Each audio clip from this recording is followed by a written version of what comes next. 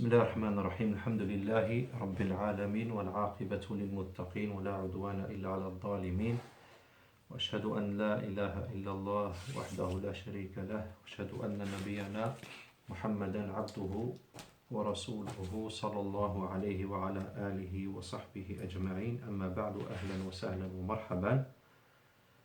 This is my brothers in Islam. Welcome First of all, this is the 13th lesson of Book 1, Part 1. 13th lesson, Book 1, Part 1 of Arabiyyah to Bayna Yadayk, the new version. And we stopped actually at the الصفحة الثانية من الغلاف الداخلي. الصفحة الثانية means the second page. من الغلاف, from the cover, of the cover, الداخلي, of the inner cover. So the second page of the inner cover. It looks like this. It looks like this. It looks like this.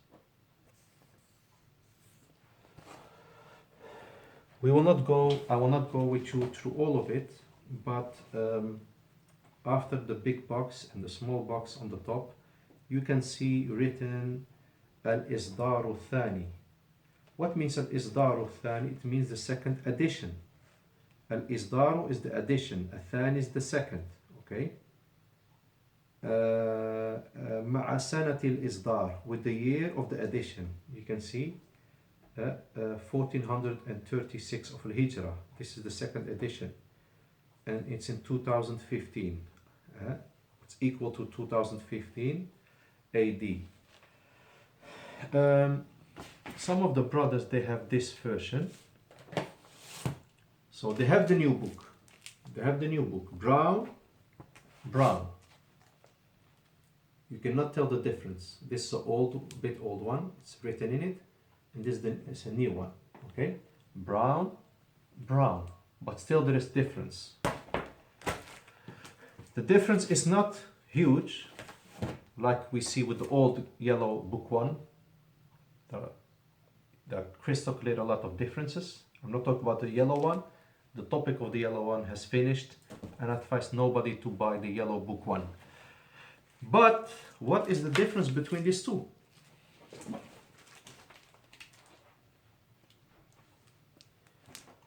This one, as you can see, is also an Isdaru Thani, the second edition, but 2014. The year 1435 of Hijrah, 1435, 2014. So there are some differences. They're very little, but try to get the 2015 one or later, not the 2014 one. So anyway, after that, my brothers in Islam, now. So, like I said, don't buy an older edition. Either this one, what means the one I have here in my hand, 2015, 1436, or a newer one if it's out. I'm not sure if it's out. I have the latest edition I have seen is this one, 2015. Then we have طبع في المملكة العربية السعودية.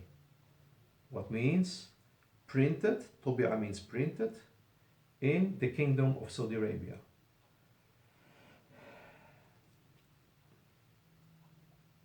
Then we have another sentence جميع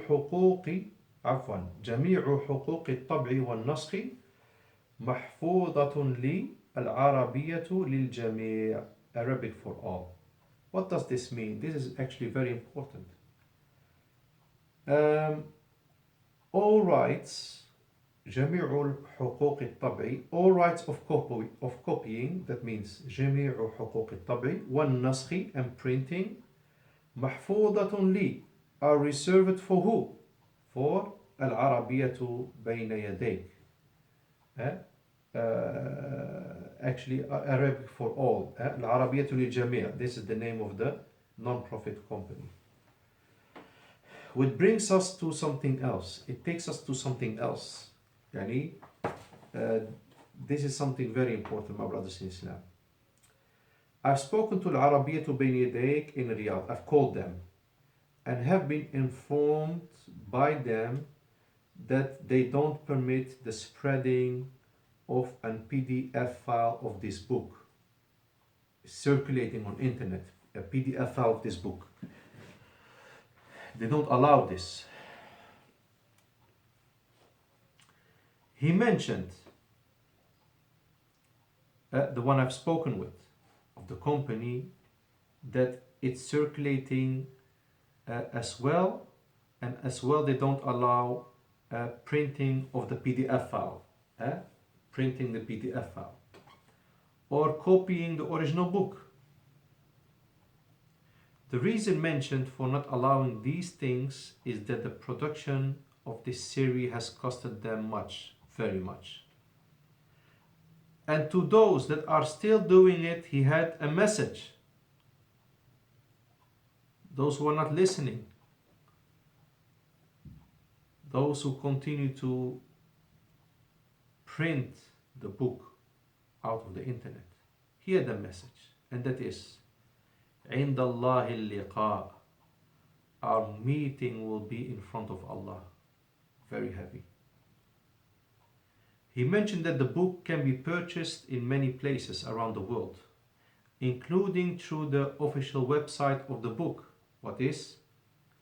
As you can see here, www.arabicforall.net. You can use /English if you want the English version of the site. And you will have an option to get the book delivered by post to you, to your house. Inshallah, you have an option to get the book delivered by post to your house, inshallah. And any part of the series is available on the site for the same price of 58 Saudi riyals. What's equivalent to $15.5. And buying more parts of the same at the same time will bring the price down. The only issue is that the book when purchased through the website will be delivered by DHL, and the delivery costs of DHL, as you know, to some countries are very high. They are, as I have seen, 3 times the price of the book. So the best option, my brothers in Islam, is to buy the book in a bookshop in your country, if they have it. Or by a friend who goes to perform Umrah or Hajj, and get the book cheap for you from Saudi Arabia in Mecca or Medina. Likewise, those of you who are using eBay or Amazon will find the book there, inshallah. Finally, when pressing the contact option in the website, you will see a link to our agents, and you will see the phone numbers of their agents in different parts of the world, including Asia, Europe, and Africa. Like I said, the price available in Saudi Arabia is cheaper than the one in many of the other countries, and I think Egypt is very cheap as well.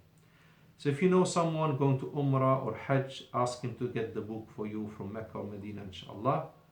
As for those brothers who are living far away in an island, for example in the South Pacific or in the Indian Ocean, far, no access, no post office there, or they have a personal situation that doesn't allow them to buy the book, they should contact the website Arabic for All. I've given you the website, and ask for permission to do anything before doing anything. That's not allowed by the company to do, because the book has copyrights. This is the telephone number, as you can see.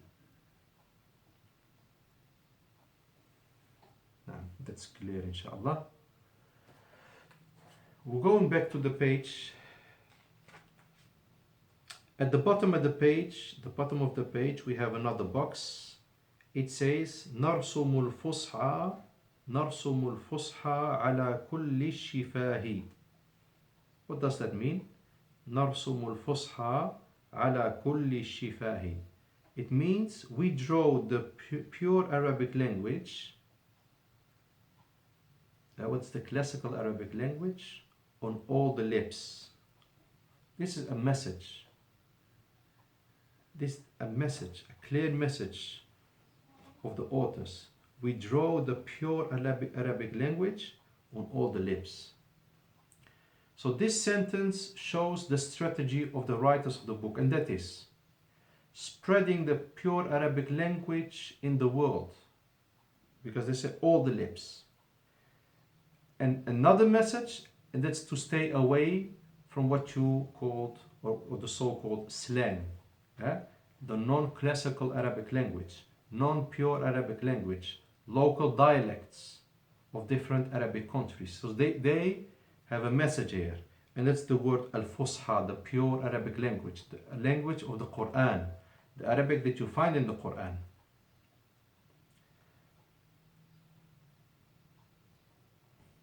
Now,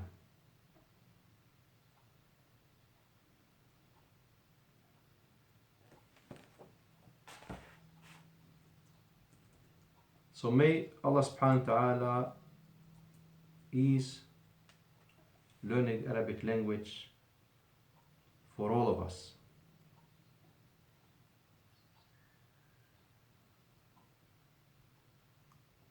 Now, what I want to mention, my brothers in Islam, to those who are going to learn the Arabic language from you, inshallah, is that there are 4 languages whose people will have it easier in learning this language and this book, inshallah. There are 4 types of people. There are 4 languages whose people will learn, inshallah, the Arabic language easier than others. And that is because the big Arabic influence in their languages. Although you will see that one of those languages might be more influenced by the Arabic than the other, but all 4 languages, they are influenced, and they have many Arabic words in them. And I think that those people who have this background, for them the Arabic language will be easier, inshallah. So what are these 4 languages, my brothers in Islam? Those 4 languages are, first of all, the Urdu language, which is spoken in Pakistan as well as in India. So Allahumma barik, the Urdu speaking students, I mean those who speak the pure Urdu language, because you have some other slangs there, you have some other local languages, not slang but local languages. I'm not talking about them. I'm talking about who speaks the Urdu, the pure Urdu language. So not the Punjabi or the Pashto dialect or language. Those Urdu speaking students will have it easier, inshallah, to go through this book, inshallah. I have recognized that. I have seen that. The second language is the Persian language, called Farisi.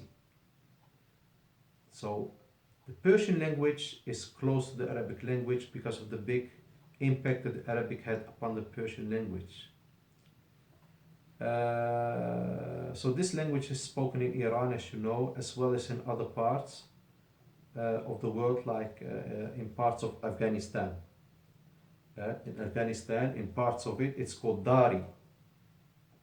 As well, it's spoken in the country Tajikistan under the name Tajiki. So these are 2 languages, and both languages are up to this day written in the Arabic letters, my brothers in Islam. So Urdu is written in Arabic and Farisi is written in Arabic. The third type of people who will have it easier than others are the Turkish language speaking people. Yes, the Turkish language speaking people, yes. The Turkish language is connected a lot to the pure Arabic language. You will find many Arabic words in it. Although many Arabic words, they were removed from the Turkish language in the previous century. Okay, so in the 1930s, or the 1940s, or between them, approximately between the 30s and the 40s. You can find it back. I found on Wikipedia that the generations before the 1940s in Turkey used the old Turkish terms, what is in many occasions pure Arabic. And the new generations that came after the 1940s, they favor the new introduced Turkish expressions and words and terms. I'm going to quote from Wikipedia. Owing to this sudden change in the language, older and younger people in Turkey started to differ in their vocabularies. Can you imagine?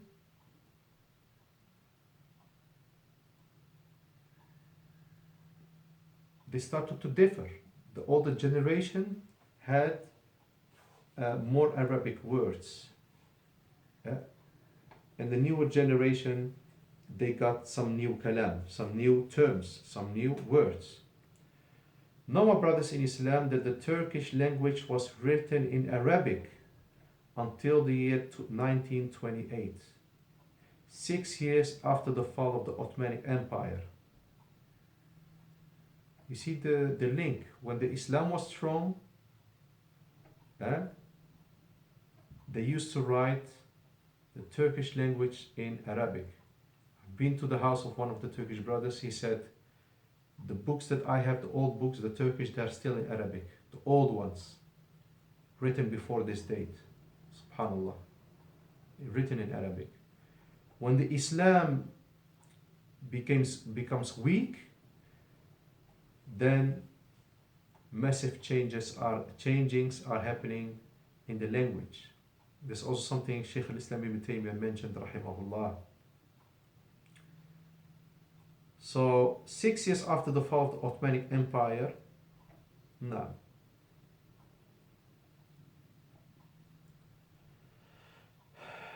So the Turkish language was written in Arabic until the year 1928, meaning 6 years after the fall of the Ottoman Empire. In 1928, the better has been thrown away. What's the pure Arabic language? For what? For the lesser, and that's the Latin alphabet, as you know in Europe. And the fourth and the last language is the Swahili language. Those brothers who speak Swahili, they will have it easy as well, inshallah, to learn Arabic. Swahili is a language spoken by approximately 50 million people in different countries in East Africa, like Tanzania and Kenya, as it is spoken in Burundi and Rwanda and Uganda, as well as in the east of Congo, Kinshasa, as well as in the north of Malawi. So Swahili is so close to the Arabic language that it was originally written in Arabic. Look to the Islamic influence in East Africa. So Swahili was written originally in Arabic and only later on changed in Latin letters. So going back, inshallah, to the book.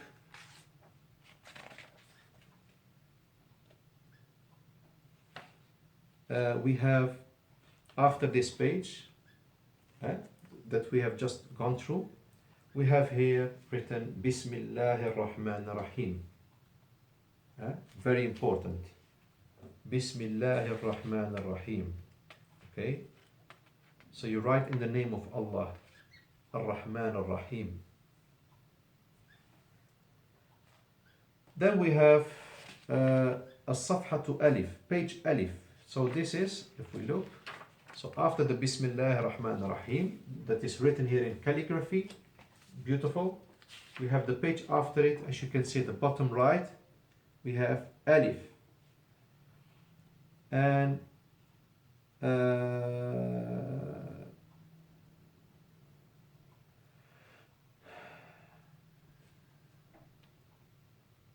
now, at the top of the page you will see the word Al-Muhtawa. Al-Muhtawa means the content. Al-Muhtawa is the content. So here you find the pages with all the content in it. important. صفحة means page, plural صفحات. صفحات is the plural, pages, but it's just extra information. All what I'm mentioning now, or almost all of it, is just extra information, and don't worry about it if you don't understand most of what I'm saying now, because it's not now that you have to learn this, it's later on, inshallah. I just, as you know, I've highlighted some points in the introduction. I think it's very important to know it, inshallah, before writing any book, to go through some of the introduction or the foreword. We go to page Ba. As you can see, the bottom. We see on the top of it the word taqdeemun, and a taqdeem is a foreword. After that, in the third line, now before that, وهي مقدمة مهمة. This is an important introduction, what I'm going to read now. I'm going to read 2 lines approximately, starting from the third line of the top.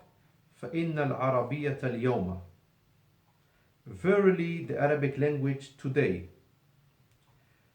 تطلبها عفوا فإن العربية اليوم لغة تطلبها الشعوب المسلمة.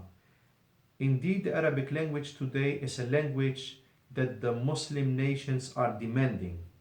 People demand, they're thirsty for the Arabic language. They demand. وتحرص على تعلمها, and those nations, those Muslim nations, they're eager to learn it. لارتباطها بدينها وعبادتها. Because of the connection of the Arabic language with their religion, what's the Islam, and their ibadah and their worship.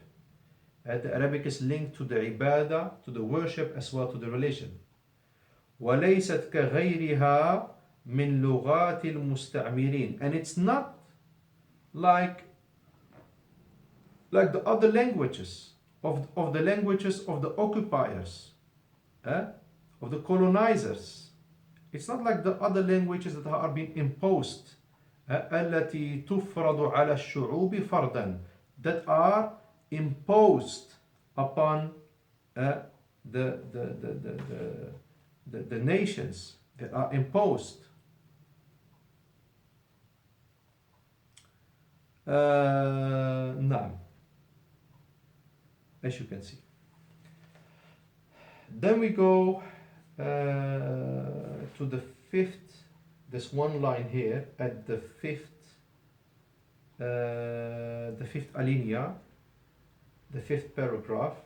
ومشروع العربية للجميع مشروع غير ربحي. I think this is very important, that the project, مشروع means project, the project of العربية للجميع, the Arabic for all, that's the name of the company. It says it's a مشروع غير ربحي. It's a project that is غير ربحي.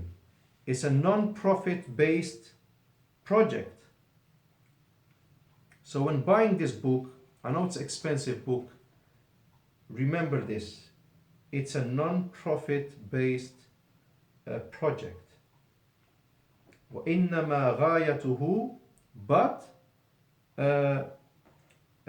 indeed its goal خدمة هذه اللغة الجليلة. What is the goal? Why have you written this book, my brothers? You three professors under the supervision of another professor in the Arabic language. Why have you written this book? Here is the answer. وإنما غايته خدمة هذه اللغة الجليلة.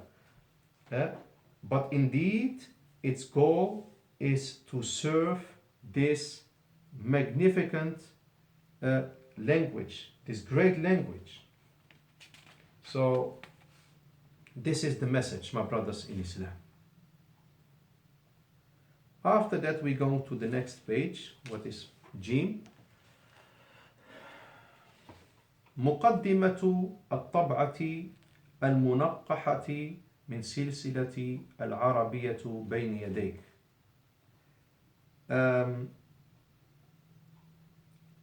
مقدمة is an introduction of الطبعة المنقحة, the revised edition. منقحة means revised. الطبعة edition or print of the series of the series of Arabiyyah Bayna Yadayk. So there is a lot of kalam here, there is a lot of text here, and nas, big text. But inshallah we can skip all of that inshallah. As you see, we're going bit by bit towards the beginning of the book, as you can see. الصفحة ها, page ها, تعريف بسلسلة العربية بين يديك. This is an introduction to the series of Arabiyyah بين يديك. You will see many important things like أهداف السلسلة, the goals of this series, etc. And then we have page wow, and this is where inshallah we will start in our next class inshallah. And soon after بإذن we will start with the book as well inshallah. سبحانك اللهم وبحمدك أشهد أن لا إله إلا أنت أستغفرك وأتوب إليك. السلام عليكم ورحمة الله وبركاته.